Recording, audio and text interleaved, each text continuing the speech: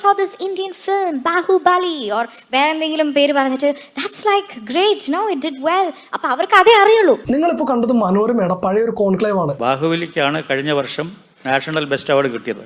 അപ്പോൾ ഇതിൻ്റെ ഒരു സ്റ്റാൻഡേർഡ് ഓഫ് ജഡ്ജ്മെൻറ്റ് വരെ അത്രയും അധപ്പതിച്ചു. പടം മാത്രമല്ല. I completely agree to that. അതായത് നിങ്ങൾ ബിഗ് ബഡ്ജറ്റ് സിനിമകൾ ഹാപ്പിയാണോ? എത്രത്തോളം പ്രമേയത്തിലൊക്കെ വലിയ മാറ്റം വരുന്നുണ്ട്? ഇത് എത്രത്തോളം ഇന്ത്യൻ സിനിമയെ മാറ്റും? ഇങ്ങനെയൊക്കെയുള്ള ഒരു ചർച്ചയായിരുന്നു അതിൽ നടന്നത്. I want to tell them about Adur sir's films. അതിൽ പ്രധാനമായിട്ട് 4 വിശിഷ്ടതകളുണ്ടായി. 1 അടൂർ ഗോപാലകൃഷ്ണൻ ഉണ്ടായി, 2 ഗീതു മോഹൻദാസ് ഉണ്ടായി, 3 കുഞ്ചാക്കോൻ ഉണ്ടായി. 4ാമത്തെ വ്യക്തിനെ പറയുന്നതിന് മുമ്പ് ഏറ്റവും കൂടുതൽ ആ ഒരു ചർച്ചയിൽ വിമർശിക്കപ്പെട്ടത് ബാഹുബലി എന്ന സിനിമയാണ്. പക്ഷെ ഒരു കാരണവശാലും ബാഹുബലി പോലെയുള്ള സിനിമകൾ ഇവിടുത്തെ ഇനി കേരളക്കാരെല്ലാം എടുക്കാൻ പോകുന്ന സിനിമയല്ല. എടുക്കേണ്ട ആവശ്യവുമില്ല. എടുത്താൽ നമ്മൾ നശിച്ചു പോവുകയേ ഉള്ളൂ. സാമ്പത്തികമായിട്ട് മാത്രമല്ല, സാംസ്കാരികമായിട്ട്. ആ ഒരു സിനിമയെ അതിൻ്റെ ആർട്ട് വർക്ക് ചെയ്ത അന്തർദേശീയ തലത്തിലും ദേശീയ തലത്തിലൊക്കെ വളരെ ഫേമസ് ആയ, വളരെ അധികം ഈ ആരാധകർ ഒന്നുമുള്ള, മലയാളത്തിൽ തന്നെ നമ്മുടെ തേന്മാവിൻ മുമ്പത്ത്, കാലാപാനി, എന്തിരൻ, അങ്ങനെ ഒരുപാട് സിനിമകൾക്ക് നാഷണൽ അവാർഡ് കിട്ടിയ മലയാളികളുടെ അഹങ്കാരമായി സാബു സിറിലായിരുന്നു 4ാമത്തെ അതിഥി. അദ്ദേഹത്തിന് മുന്നിൽ വെച്ചാണ് ഇത്തരം പ്രസ്താവനകൾ അവർ നടക്കുന്നത്. താങ്കൾ ചെയ്ത പണിയെ പറ്റി മോശം പറയല്ല. ഞാൻ ഈ പടം കണ്ടില്ല കേട്ടോ, ഞാൻ കാണാതെ പറയുന്നതാണ്. അതുകൊണ്ട് ഇത്തരം സിനിമയ്ക്ക് പോയിട്ട് എൻ്റെതായിട്ടുള്ള 10-20 രൂപ ഞാൻ കൊടുക്കുകയില്ല, എൻ്റെ സംഭാവന ഞാൻ കൊടുക്കുകയില്ല. ആ യൂട്യൂബിൻ്റെ അടിയിൽ ഒരുപാട് കമൻറ്റുകളുണ്ട്. ഇത്തരം ഒരു അവസരത്തിൽ പല പൃഥ്വിരാജ് ആയിരിക്കണം ആ ഒരു വേദിയിൽ ഉണ്ടാവേണ്ടിയിരുന്നത് എന്നുള്ള രീതിയിലുള്ള കമൻറ്റുകളും കാര്യങ്ങളും ആ ഒരു കമൻറ്റിലുണ്ട്. സാർ പറഞ്ഞ പോലെ അത്രയധികം എക്സ്പെൻസ് ചെയ്തു അത് വേസ്റ്റ് ആണെന്ന് എനിക്കൊരിക്കലും തോന്നുന്നില്ല. അവർക്ക് ആ പടത്തിനത് ആവശ്യമാണ് എന്ന് തോന്നിയാൽ അത് ഉപയോഗിക്കാം. അതവിടെ നിൽക്കട്ടെ. നമുക്ക് ബാഹുബലി എന്താണ്, ബാഹുബലി എങ്ങനെയായിരുന്നൊക്കെ നമുക്കറിയാം. അതിനെക്കുറിച്ച് കൂടുതൽ പറയണ്ട. പക്ഷേ ഇപ്പോൾ ഇറങ്ങിയിരിക്കുന്ന ഗീതു മോഹൻദാസിന്റെ ടോക്സിക് എന്ന് പറഞ്ഞ സിനിമ അന്ന് പറഞ്ഞതും ഇന്ന് ചെയ്യുന്നതുമായിട്ടുള്ള കാര്യത്തിൽ ഏറെ അന്തരമുണ്ട്. ഗീതു മോഹൻദാസിന്റെ ഫിൽമോഗ്രഫി നമ്മൾ പരിശോധിച്ചാൽ 2009 കേൾക്കുന്നുണ്ടോ എന്ന് പറഞ്ഞൊരു ഷോർട്ട് ഫിലിമായിട്ടാണ് പുള്ളിക്കാരത്തി വരുന്നത്. അതിനുശേഷം 2013 ലയേഴ്സ് ഡൈസ് എന്ന് പറഞ്ഞൊരു സിനിമ വന്നു. അതും ദേശീയ തലത്തിൽ വളരെയധികം അംഗീകരിക്കപ്പെട്ട സിനിമയാണ്. മികച്ച നടിക്കുള്ള അവാർഡ്, മികച്ച ഛായാഗ്രാഹകന് അതായത് രാജീവ് രവിക്ക് ഇതിനൊരു അവാർഡ് കിട്ടി. അതിനുശേഷം 2019 ഗീതു മോഹൻദാസ് ചെയ്യുന്ന സിനിമയാണ് മൂത്ത്. അല്ലെങ്കിൽ ഒരു സംവിധായകയും ചെയ്യാൻ ആഗ്രഹിക്കാത്ത ഒരു പ്രമേയമായിട്ടാണ് ഗീതു മോഹൻദാസ് വന്നത്. അന്നൊക്കെ ഗീതു മോഹൻദാസിന് ഞാനടക്കം അല്ലെങ്കിൽ സിനിമയെ സ്നേഹിക്കുന്ന എല്ലാവരും ഇത്തരം സിനിമകൾ കൂടി മലയാളത്തിൽ വരണം, ഇത് വലിയൊരു മാറ്റം മലയാള സിനിമ കൊണ്ടുവരുമെന്ന് പറഞ്ഞ് നമ്മളെല്ലാവരും കൈയടിച്ചു. കാരണം അതിലൊരു പ്രകടനമാണെങ്കിലും, അതിൻ്റെ പ്രമേയമാണെങ്കിലും, അതിൻ്റെ കഥയാണെങ്കിലും, സംവിധാനമാണെങ്കിലും വലിയ ധൈര്യം ഇതിൻ്റെ പുറകിൽ ഇവരെടുത്തു എന്നുള്ളത് എടുത്തു പറയേണ്ട ഒരു കാര്യമാണ്.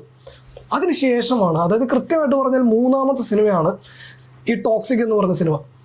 ഈ ബാഹുബലിയുടെ കാര്യം പറയുമ്പോൾ എന്തിനാണ് ടോക്സിക് പറയുന്നതെന്ന് ഞാൻ പറയാം. നമുക്കറിയാം, പ്രശാന്ത് നീൽ സംവിധാനം ചെയ്ത KGF സിനിമ ഇറങ്ങാൻ നേരത്ത് അത് പ്രാദേശികമായിട്ട് ഇറക്കാൻ വെച്ചിരുന്ന ഒരു സിനിമയാണ്. അതായത് ഇത് ബാഹുബലി എന്ന സിനിമ ഇറങ്ങി ഇന്റർനാഷണൽ തലത്തിലും അത് ഓൾ ഇന്ത്യയിലും ഡബ് ചെയ്ത് ഇറക്കാൻ പറ്റുമെന്നുള്ളൊരു വിശ്വാസത്തിന്റെ പുറത്താണ് ഇവരിത് പ്രാദേശിക തലത്തിലല്ല, ഇതൊരു പാൻ ഇന്ത്യൻ സിനിമയായിട്ട് ഇറക്കാൻ പറ്റുന്ന ഒരു സിനിമയാണെന്ന് അവർ മനസ്സിലാക്കുന്ന ആ ഒരു ധൈര്യം കിട്ടിയത് ബാഹുബലി എന്നൊരു സിനിമയാണ്. അതുവരെ യശ് ഒരു സാധാരണ കർണാടകയിലുള്ള ഒരു സാധാരണ ആക്ടർ മാത്രമായിരുന്നു, ആർക്കും അറിയാത്തൊരു ആക്ടറായിരുന്നു. പ്രശാന്ത് നീൽ തന്നെ പറഞ്ഞിട്ടുണ്ട്, ഈ പാൻ ഇന്ത്യ എന്നുള്ള ഹൈവേ വെട്ടിത്തെളിച്ചത് രാജമൗലിയാണ്. ഈ ബാഹുബലി കൊണ്ടുവന്ന മാറ്റം എന്ന് പറഞ്ഞാൽ VFX-ലും ആർട്ടിലും എല്ലാത്തിലും വലിയ രീതിയിലുള്ള മുതൽ മുടക്ക് ആ ഒരു സിനിമയ്ക്ക് കൊണ്ടുവരാൻ കഴിയുമെന്ന് തെളിയിച്ചൊരു സിനിമയാണ്. അത് തന്നെ പ്രശാന്ത് നീൽ കടമെടുത്ത് വലിയ രീതിയിലുള്ള ഡബ്ബിങ്, വലിയ രീതിയിലുള്ള VFX, വലിയ രീതിയിലുള്ള സെറ്റുകൾ, ഇതെല്ലാം പ്രശാന്ത് നീൽ ആ സിനിമകൾ കൊണ്ടുവന്നു. അത് പാൻ ഇന്ത്യൻ ഹിറ്റായി, ഇന്റർനാഷണൽ ലെവലിലും എല്ലാ സ്ഥലങ്ങളിലും വലിയ ഹിറ്റായി. ഗീതു മോഹൻദാസിന്റെ 3ാമത്തെ സിനിമയാണ് ടോക്സിക്.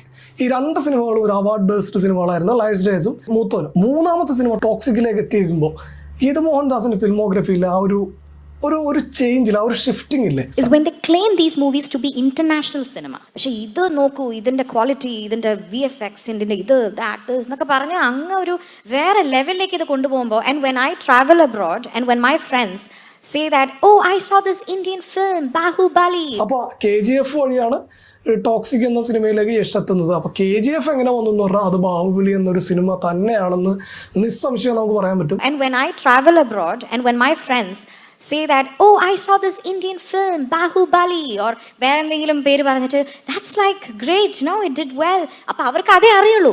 എങ്ങനെയാണ് മലയാള ഇന്ത്യൻ സിനിമ അഡ്രസ്സ് ചെയ്യേണ്ടത് എന്ന് നമ്മൾ നോക്കാൻ നേരത്ത് വലിയ രീതിയിലുള്ള അന്തരം ഗീതു മോഹൻദാസ് അന്ന് പറഞ്ഞ് ഇന്ന് ചെയ്യുന്നതുമായിട്ടുള്ള കാര്യത്തിലുണ്ട്. അപ്പോൾ ഗീതു മോഹൻദാസ് പറയുന്നത് ബാഹുബലി എന്ന സിനിമ വിദേശത്തുള്ള സുഹൃത്ത് അഡ്രസ്സ് ചെയ്തത് ഇത് ഇന്ത്യൻ സിനിമയാണ് എന്നുള്ള രീതിയിൽ ഗീതു മോഹൻദാസിനോട് പറഞ്ഞു എന്നുള്ളതാണ്. നിലവിലുള്ള ടോക്സിക് ആയിട്ട് ഞാനത് കമ്പയർ ചെയ്യുന്നില്ല, കാരണം എല്ലാ തരം സിനിമകളും ഇന്ത്യയിൽ ഇറങ്ങണമെന്ന് ആഗ്രഹിക്കുന്ന ഒരാളാണ് ഞാൻ. അതുകൊണ്ട് അത്തരം പരാമർശങ്ങളല്ല ഞാൻ പറയുന്നത്. വലിയ മാറ്റം ബാഹുബലിക്ക് കൊണ്ടുവരാൻ സാധിച്ചത് മറ്റ് രാജ്യങ്ങളിലെ ആളുകളുടെ മനസ്സിലേക്ക് ഇന്ത്യൻ സിനിമ എന്ന ഒരു ബ്രാൻഡ് അത് കുത്തി നിറക്കാനായിട്ട് ബാഹുബലി എന്നൊരു സിനിമയ്ക്ക് സാധിച്ചു എന്നുള്ളത് തന്നെയാണ്. നമ്മൾ എത്ര അവാർഡ് കേന്ദ്രീകൃതമായ സിനിമകൾ നമ്മൾ വിദേശികൾക്ക് മുമ്പിൽ കാണിച്ചാലും അവർക്കത് ഫീൽ ചെയ്തില്ലെങ്കിൽ നമ്മൾ ആരെയാണ് കുറ്റം പറയേണ്ടതെന്നും കൂടി ഈ ഒരു ഘട്ടത്തിൽ നമ്മൾ ചോദിച്ചു ആ ഇൻ്റർവ്യൂ കാണാൻ നേരത്ത്. പിന്നെ പറഞ്ഞു അവാർഡ് കിട്ടിയത് അത്രക്കധികം സംസ്കാരശൂന്യമായി നമ്മുടെ അവാർഡ് പരിഗണിച്ചു അല്ലെങ്കിൽ മാറി എന്നുള്ള രീതിയിൽ അടൂർ പറയുന്നൊരു രംഗമുണ്ട്. എനിക്കത് തോന്നിയിട്ടില്ല. ബാഹുബലിക്കാണ് കഴിഞ്ഞ വർഷം നാഷണൽ ബെസ്റ്റ് അവാർഡ് കിട്ടിയത്. അപ്പോൾ ഇതിൻ്റെ ഒരു സ്റ്റാൻഡേർഡ് ഓഫ് ജഡ്ജ്മെൻറ്റ് വരെ അത്രയും അധപതിച്ചു. പടം മാത്രമല്ല.